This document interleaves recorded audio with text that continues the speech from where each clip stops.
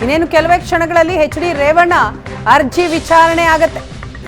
ರೇವಣ್ಣ ಪರ ವಾದ ಮಂಡಿಸಲಿರುವ ಮೂರ್ತಿ G Naik court ಹಾಲ್ಗೆ ಆಗಮಿಸಿದ ರೇವಣ್ಣ ಪರ ವಕೀಲರು ನಿರೀಕ್ಷಣಾ ಜಾಮೀನಿಗೆ ಅರ್ಜಿ ಸಲ್ಲಿಸಿದ್ದಾರೆ. ಎಚ್ ಡಿ ರೇವಣ್ಣ ಕೆಲವೇ ಕ್ಷಣಗಳಲ್ಲಿ ಆ ಅರ್ಜಿಯ ವಿಚಾರಣೆ ನಡೆಯುತ್ತೆ. ಸಂತ್ರಸ್ತೆ ಕಿಡ್ನಾಪ್ ಕೇಸ್ನಲ್ಲಿ ನಿರೀಕ್ಷಣಾ ಜಾಮೀನು ಅರ್ಜಿಯನ್ನ ಸಲ್ಲಿಸಿದ್ದಾರೆ ರೇವಣ್ಣ ಪರ ವಾದವನ್ನ ಮಂಡಿಸಲಿದ್ದಾರೆ ಡಿ ನಾಯಕ್ ವಕೀಲರು. ಕೆಆರ್ ನಗರ ಠಾಣೆಯಲ್ಲಿ ದಾಖಲಾಗಿದ್ದಂತಹ ಎಫ್ಐಆರ್.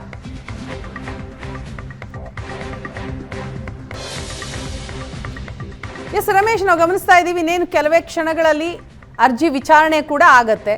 ಸೊ ವಿಚಾರಣೆಗೆ ಎಚ್ ಡಿ ರೇವಣ್ಣ ಅವರು ಕೋರ್ಟ್ ಬರಬೇಕಿತ್ತು, ಆದರೆ ಬಂದಿಲ್ಲ. ಸೊ ಯಾವಾಗ ಬರ್ತಾರೆ, ಅದರ ಬಗ್ಗೆ ಏನಾದರೂ ಮಾಹಿತಿಗಳು ಲಭ್ಯ ಆಗ್ತಾ ಇದೆಯಾ?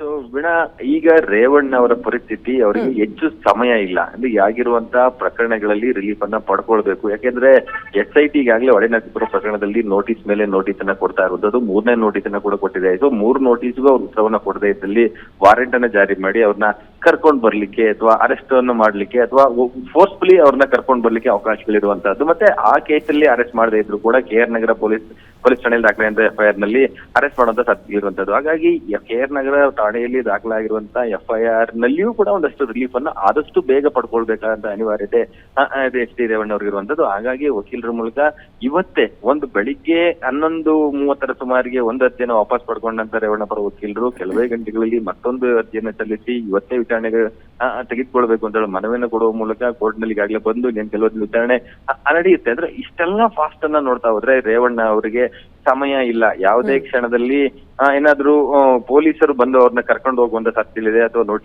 3 ನೋಟಿಸ್ ಆಗಿದೆ ಅನ್ನುವಂತ ಕಾರಣಕ್ಕೆ ಅವರು ವಿಚಾರಣೆಗೆ ಹೋದ್ರೆ ಅಥವಾ ವಾರೆಂಟ್ ಅನ್ನ ಹೊರಡಿಸಿದಂತೆ ಸಂದರ್ಭವೇ ಬಂದತ್ತೆ. ಅದರಲ್ಲಿ ಈ KR ನಗರ ಪೊಲೀಸ್ ಠಾಣೆಯಲ್ಲಿ ರಿಲೀಫ್ ಸಿಗದೆ ಇದ್ರೆ ಅವ್ರು ಅರೆಸ್ಟ್ ಆಗುವಂತ ಸಾಧ್ಯತೆ ಇದೆ. ಹಾಗಾಗಿ ಆದಷ್ಟು ತ್ವರಿತವಾಗಿ ಆದಷ್ಟು ಬೇಗ ಅವರ ವಕೀಲರುಗಳು ಕೋರ್ಟ್ ಮುಂದೆ ಬಂದು ಒಂದು ರಿಲೀಫ್ ಅನ್ನ ಪಡ್ಕೊಳ್ಳುವಂತ ಕೆಲಸಗಳನ್ನ ಮಾಡ್ತಾ ಇದ್ದಾರೆ. ಅರ್ಜಿ ಸಲ್ಲಿಕೆ ಆಗಿದೆ, ಇನ್ನು ಕೆಲವೇ ಹೊತ್ತಲ್ಲಿ ವಿಚಾರಣೆ ಬರುತ್ತೆ ಅನ್ನುವಂಥದ್ದು. ಮತ್ತೆ ಈ ಪ್ರಕರಣ ಅಂದ್ರೆ ಕೇವಲ ಅತ್ಯಾಚಾರ ಪ್ರಕರಣದ ಸಂಬಂಧ, ಅದರಲ್ಲಿಯೂ ಕೂಡ ಒಂದಷ್ಟು ಗಂಭೀರವಾದಂತಹ ಆರೋಪಗಳಿರುವಂತದ್ದು. ಅದರ ಜೊತೆಗೆ ಕಿಡ್ನಾಪ್ ಪ್ರಕರಣವೂ ಕೂಡ ತುಂಬಾ ಗಂಭೀರವಾದಂತಹ ಪ್ರಕರಣ ಆಗಿರೋದ್ರಿಂದ ರೇವಣ್ಣ ಅವರಿಗೆ ಎಲ್ಲೋ ಒಂದ್ ರೀತಿ ಭಯ ಶುರುವಾಗಿರುವಂತದ್ದು. ಆ ಒಂದು ಭಯದಿಂದ ಹೊರಗಡೆ ಬರಬೇಕು ಅಂದ್ರೆ ಅದು ಕೋರ್ಟ್ನ ಆದೇಶ ಬೇಕು. ಹಾಗಾಗಿ ಕೋರ್ಟ್ನ ಆದೇಶ ಪಡ್ಕೊಳ್ಳಿಕ್ಕೆ ಅರ್ಜಿಯನ್ನು ಸಲ್ಲಿಸಿದರೆ ವಿಚಾರಣೆ ಆರಂಭದ ನಂತರ ಯಾವೆಲ್ಲ ವಾದವನ್ನ ರೇವಣ್ಣ ಪರ ವಕೀಲರು ಮಂಡಿಸ್ತಾರೆ, ಅದಕ್ಕೆ ಕೋರ್ಟ್ ಯಾವ ರೀತಿಯಾದಂತಹ ಆದೇಶವನ್ನು ನೀಡುತ್ತೆ ಅನ್ನುವಂಥದ್ದು ಕುತೂಹಲ ಮೂಡಿಸುವಂತಹದ್ದು.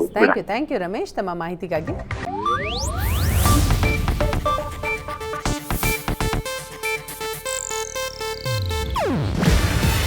ಇದು ಏಷ್ಯಾನೆಟ್ ನ್ಯೂಸ್ ನೆಟ್ವರ್ಕ್ ಪ್ರಸ್ತುತಿ.